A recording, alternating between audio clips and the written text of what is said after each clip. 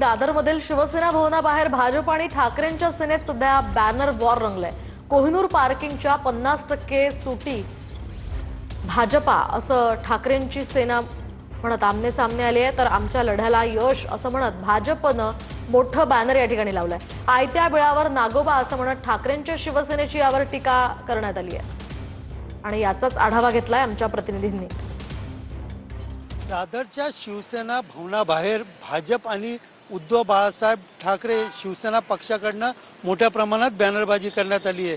विशेषतः पाहायला गेलं तर ही बॅनरबाजी कोहिनूर वाहतूक पार्किंग यांच्यावरती 50% जे शुल्क माफ करण्यात आलेले आहे यावरनं करण्यात आलेली आहे। एकीकडे पाहायला गेलं तर भाजपच्या लढायाला यश 500 मीटरमध्ये राहणाऱ्या रहिवासींना कोहिनूर पार्किंगमध्ये शुल्क 50% माफ करण्यात आले आहे असे सांगत नामदार ॲडव्होकेट आशिष शेलार यांचे आभार अशा आशयाचे बॅनर भाजपकडनं लावण्यात आलेले आहेत। तर दुसरीकडे पाहायला गेलं तर भाजपच्या या बॅनरला उत्तर देत या ठिकाणी उद्धव बाळासाहेब ठाकरे पक्षाकडनं देखील बॅनरबाजी करत टीका करण्यात आलेली आहे। कॅमेरापर्सन नागनाथसह सुनील जाधव, TV9 मराठी। फडणवीस बावनकुळे रवींद्र चव्हाणांसोबत बैठक झालेली आहे अशी माहिती शिंदेंकडून देण्यात आली आहे। येणाऱ्या निवडणुका महायुतीने लढण्याचा निर्णय झालाय असं शिंदेंनी म्हटलंय। जिथे अडचण येईल त्या ठिकाणी वरिष्ठ मार्ग काढतील असं देखील त्यांनी म्हटलंय।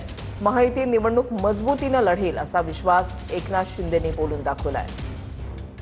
3 दिवसापूर्वी मुख्यमंत्री देवेंद्रजी त्याचबरोबर रवींद्र चव्हाण, बावनकुळे, मी स्वतः आमची एक बैठक झाली आणि त्या बैठकीमध्ये देखील येणाऱ्या ज्या निवडणुका महापालिकेच्या आहेत त्या महायुतीने लढण्याचा निर्णय झाला आणि महायुती त्याबरोबर काल देखील रवींद्र चव्हाण भाजपचे प्रदेशाध्यक्ष आणि माझी देखील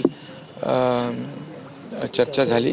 या चर्चेमध्ये देखील महायुती ने लढण्याचा निर्णय झाला। जे आता आम्ही काम करतोय महायुती म्हणून ते त्याचा परिणाम निवडणुकीमध्ये तर दिसेलच। शेवटी मुंबईकर हा शून्य आहे। आम्ही मुंबईसाठी केलेली कामं जी आहेत ते आपण पाहतोय। विरोधक आता त्यांना पराभव समोर दिसू लागलेला आहे, त्यामुळे असे आरोप प्रत्यारोप होतील। त्याच्याकडे आम्ही लक्ष देत नाही। महापौर महायुतीचा असेल, महायुती जोरदारपणे जिंकेल। अमित शहांसोबतच्या चर्चेनंतर चव्हाणांची शिंदेंसोबत 2 तास बैठक झाली आहे। मुंबई ठाण्यामध्ये युती करण्याचा 100% निर्णय असं रवींद्र चव्हाणांनी म्हटलंय। पालिका निवडणुका महायुती म्हणून लढण्याबाबत सकारात्मक चर्चा झाली आहे। दोन्ही पक्षांच्या स्थानिक पदाधिकाऱ्यांची समिती स्थापन होणार आहे। शिंदे आणि रवींद्र चव्हाण यांच्यामध्ये 2 तास बैठक पार पडली।